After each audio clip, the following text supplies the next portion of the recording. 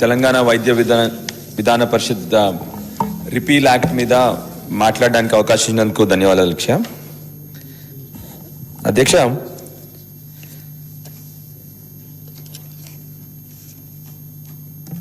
Sudden గా ఈ bill ఎందుకు పెట్టారో ఫస్ట్ మాకు అర్థం అవ్వట్లేదు మంత్రి గారు. ఎందుకంటే మొన్న మాకు ఇచ్చిన 2026 తెలంగాణ సోషియో ఎకనామిక్ అవుట్లుక్ లో తెలంగాణ వైద్య విధాన పరిషత్ గురించి బ్రహ్మాండంగా రాసినారు. The Telangana Vaidya Vidhana Parishad, sir I'm quoting from the Telangana socio economic outlook of 2026 sir, మొన్న ఇచ్చిందే మీరు.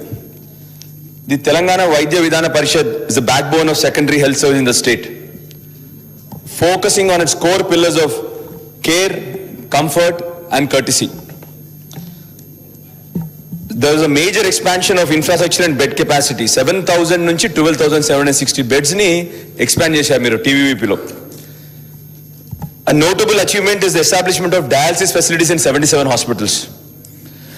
Only between April and November 2025 alone, TVVP hospitals managed 90, అంటే 6 months లో they managed close to 1 crore patients and over 7.65 lakh inpatient admissions. Now, ఆశ్చర్యం ఏంటంటే మీరే ఇంత బ్రహ్మాండంగా ఫంక్షన్ అవుతున్న టీవీవీపీని why are you repealing this, why you want to remove TVP అని చెప్పి డౌట్ అధ్యక్ష మాకు ఫస్ట్. ఎందుకంటే మీరిచ్చిన ఆబ్జెక్టివ్స్లో మీరు ఏం చెప్పారంటే, under the proposed directorate, all properties, assets and obligations of the commission shall vest in the government. Properties, assets. ఎందుకు డౌట్ వస్తుందంటే అధ్యక్ష, ఈ 2.5 సంవత్సరాల్లో తప్పుగా భావించదు అధ్యక్ష. ఎందుకంటే మీకు తెలిసి ఏం చేస్తా ఉందో ప్రభుత్వం, అన్ని చోట్ల ప్రభుత్వం సంబంధించిన ల్యాండ్స్ మీద, ప్రభుత్వం సంబంధించిన ఆస్తుల్ని అమ్మకానికి పెడతా ఉన్నారు. కాబట్టి నాకు ఫస్ట్ డౌట్ వచ్చింది. ఎందుకంటే టీవీవీపీ అనే సంస్థ ఇంత బ్రహ్మాండంగా పనిచేస్తున్నట్టు మొన్న మీరే ఇచ్చినారు. It is doing amazingly well. The idea behind TVVP ఏంటి, అసలు ఎందుకు స్థాపించబడింది? ఎమర్జెన్సీ, మెయిన్లీ అధికార వికేంద్రీకరణ, సో దట్ లోకల్లో వాళ్ళకి పవర్స్ ఉంటాయి, లోకల్లో డాక్టర్స్ని ఇమీడియట్గా వాళ్ళు ఎంప్లాయ్ చేయడానికి కానీ, అదర్వైజ్ టు సబ్స్టిట్యూట్ దెమ్ కానీ, లోకల్లో డ్రగ్ ప్రొక్యూర్మెంట్ కానీ, లోకల్లో ఎనీ ఎమర్జెన్సీ డిసిషన్ తీసుకోవడానికి ఆ రోజు 1986లో టీవీపీ ఆరంభించింది. So today after functioning so well, why is it being removed, why is it being change? ఇంకొక డౌట్ వస్తా ఉంది మాకు. అంటే I'm not trying to complain, I'm just saying. ఎందుకంటే అంతకుముందు గత 2.5 సంవత్సరాల్లో చాలా పేర్లు మార్చారు కాబట్టి దీని పేరు కూడా మారుద్దామని ఏమన్నా ఆలోచన, అదొక డౌట్ వస్తూ ఉంది.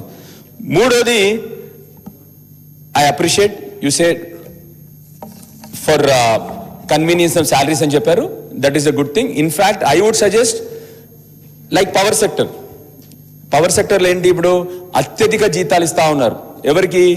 పవర్ సెక్టర్లో పనిచేస్తున్నవారు. ఎందుకంటే వాళ్ళ ఎమర్జెన్సీ సర్వీసెస్ కానీ, వాళ్ళు చేస్తున్న పనికి కానీ వాళ్ళకి అత్యధిక శాలరీ ఇస్తూ ఉన్నారు. So same way what I would suggest is, టీవీలో పన్న వాళ్ళకు కూడా శాలరీస్ పెంచండి, కావలిస్తే దాన్ని కేంద్రీకృతం చేయండి. కానీ సర్వీసెస్ని మాత్రం my humble request is don't centralise services. Because మళ్ళీ చిన్న ఉదాహరణ, అక్కడ ఒక ఎక్స్రే మెషిన్ పని చేయకపోతే మళ్ళీ మీ ప్రిన్సిపల్ సెక్రటరీ ఫోన్ చేయాలి వాళ్ళు. ఆ పని అసలుకే జరగదు. మీకు ఇప్పటికే తెలుసు, there is so much of delays which happen in services at the lower level అని చెప్పిన విషయం మీకు బాగా తెలుసు. So my humble request to you is services ని మాత్రము డోంట్ సెంట్రలైజ్ సర్వీసెస్. రెండోది, if you are really centralising services also, నా చిన్న సజెషన్స్ మీకు. సజెషన్స్ ఏంటంటే, make it real time data. Then you can actually, real time data అంటే whatever health services they are providing there, let them be available to you in Hyderabad also. Then what you can do is you can standardize all the procedures, standardize treatment, standardize the recruitment of doctors. ఉదాహరణకి, just to give an example sir, మా మెట్పల్లిలో అత్యధిక డెలివరీలు జరిగి, అంటే ఇప్పుడు తగ్గిపోయినాయి కానీ 2.5 సంవత్సరాల క్రితం అత్యధిక డెలివరీలు మెట్పల్లి గవర్నమెంట్ హాస్పిటల్లో జరిగేవి. దగ్గర నెలకి 220 నుండి 250 జరిగేవి. అలాంటప్పుడు ఏం చేయాలి? You should provide a doctor immediately, extra obstetrician కానీ ఎక్స్ట్రా గైనకాలజిస్ట్ కానీ మీరు మెట్పల్లిలో ఇమీడియట్ గా ప్రొవైడ్ చేయాలి. సో అందుకొరకు ఏం చెప్తా ఉన్నాను